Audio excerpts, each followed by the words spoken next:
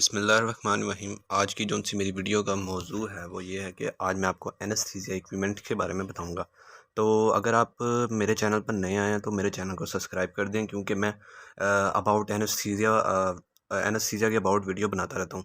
तो चलें स्टार्ट करते हैं। सबसे पहले बात करते हैं जी, ये है जो आपके सामने स्ट्रक्चर आ रहा है, इसे कहते हैं हम लरिंगोस्कोप का स्टैंड। ठीक है, इसके ऊपर ब्लेड अटैच हुए होते हैं। तो ये पहला इक्विपमेंट है एनेस्थीसिया का। नेक्स्ट मूव करते हैं, तो ये हैं इसके साथ ब्लेड्स। ब्लेड्स मुख्तलिफ़ साइज़ के होते हैं, ठीक है। और आपको ये इसमें नज़र आ रहा होगा, मैंने रेड सर्कल किया हुआ है। इसमें क्या है कि इसमें से लाइट निकलती है और ये आपको अंदर मतलब कि एंडोट्रैकियल ट्यूब डालने में मदद करता है। अच्छा, ये पूरा स्ट्रक्चर मैंने क्यों दिया है? आपको लाइट शो करने के लिए। ये देखें, आपको लाइट नज़र आ रही है। उसके अलावा ये अटैचमेंट इस तरह होती है। तो ये पूरा स्ट्रक्चर क्या होगा? लैरिंगोस्कोप। आगे मूव करते हैं। लैरिंगोस्कोप को डालने का तरीका देख लें कि ये इस तरह पहले पेशेंट को बेहोश किया जाता है, और बेहोश करने के लिए हम जो इंजेक्शन इस्तेमाल करते हैं अमूमन वो प्रोपाफोल है।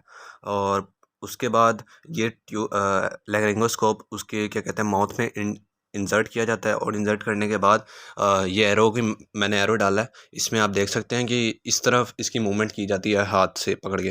तो इस तरह पेशेंट का जो सा माउथ होता है वो ओपन हो जाता है, और फिर आगे फर्दर हम आहिस्ता आहिस्ता से लेके चलेंगे।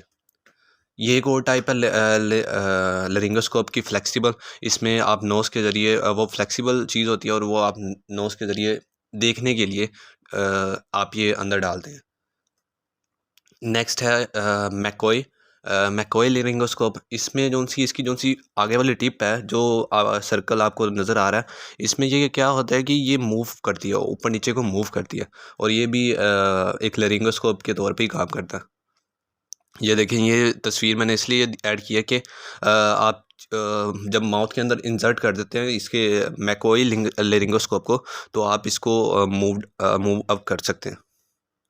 अच्छा, ये आगे हैं बूजी। इन जो ये लंबे लंबे पाइप हैं, इन्हें हम बूजी कहते हैं। और ये किस लिए इस्तेमाल होते हैं? जब किसी पेशेंट का आपको क्या कहते हैं ट्रैकिया नज़र ना आ रहा हो, तो आप ये बूजी के हेल्प के ज़रिए एंडोट्रैकियल ट्यूब डालते हैं। ठीक है, ये पहले आप बूजी इंसर्ट करते हैं, उसके बाद आप उसके ऊपर एंडोट्रैकियल ट्यूब इंसर्ट करते हैं।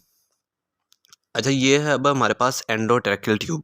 इसमें कुछ पार्ट्स को मैं बताऊंगा बकाया। जब आप प्रैक्टिकल करेंगे तो आपको खुद ब खुद इन्फॉर्म हो जाएगा कि ये क्या चीज़ है।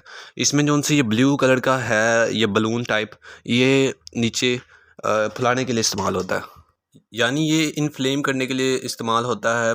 नीचे ये कफ है, इसको इन्फ्लेम करने के लिए ये इस्तेमाल होता है। ठीक है, और ये जब आगे तस्वीर होगी। अच्छा, ये डिफरेंट साइज़ेस के होते हैं। ज़ाहिर-सी बात है कि इंसानों के गले एक जैसे नहीं होते। कुछ बड़ा होता है, कुछ छोटा होता है साइज़ में। ट्रैकिया की बात कर रहा हूँ, तो ये डिफरेंट साइज़ेस के होते हैं।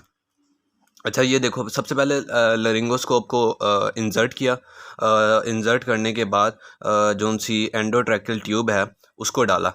ये एंडोट्रैकियल ट्यूब ये वाली। और उसको जब वो ट्रैकिया में गई, तो ये देखो इन्फ्लेटेड कफ लिखा हुआ है। इन्फ्लेटेड कफ यहाँ पे ट्रैकिया को खोलने के लिए ये ताकि वो बंद ना हो, तो उसको जोन सा बलून की मदद से उसे फुला दिया।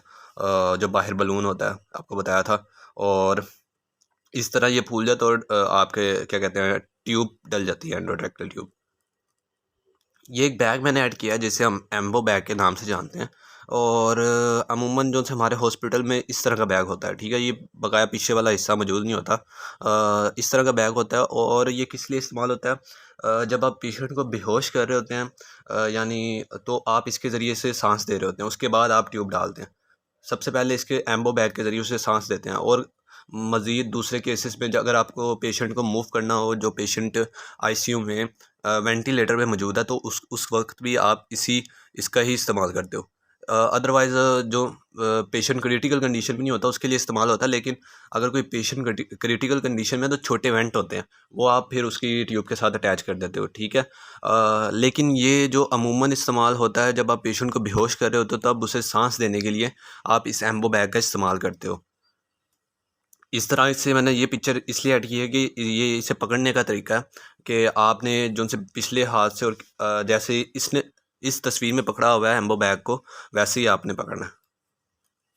ग्लव्स ज़ाहिर-सी बात है, ये मैंने वैसे ही ऐड कर दिए हैं। ज़ाहिर-सी बात है कि अगर आप किसी बंदे को ऑपरेशन कर रहे हैं तो आपको ग्लव्स की तो ज़रूरत लाज़मन होगी।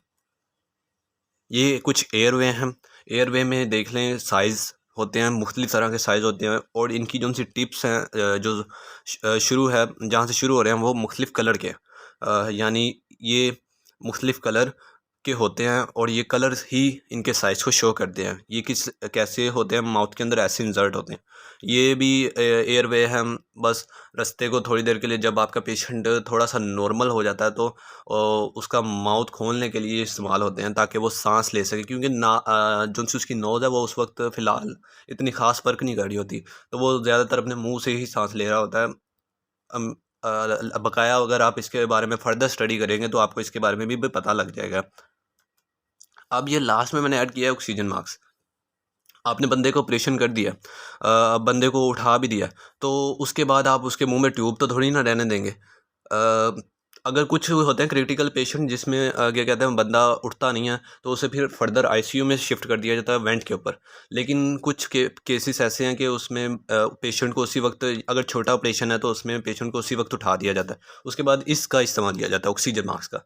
ऑक्सीजन मास्क पीछे किसी भी तरह इस तरह के क्या कहते हैं फ्लो मीटर से लगा दिया जाता है, पीछे से ऑक्सीजन आ रही होती है और इस फ्लो मीटर के अंदर सादा पानी मौजूद होता है और उसके बाद उसकी अटैचमेंट यहाँ पे कर दी जाती है और फिर वो ये ऑक्सीजन मास्क पेशेंट को लगा के उसे सांस देने की कोशिश की जाती है, ऑक्सीजन देने की कोशिश की जाती है ताकि वो रिलैक्स फील करे, क्योंकि जाहिर सी बात है अभी अभी उसका ऑपरेशन हुआ तो वो उसे दर्द तो हो रही होगी, तो इसलिए उसे ऑक्सीजन प्रोवाइड की जाती है लास्ट में इसके ज़रिए।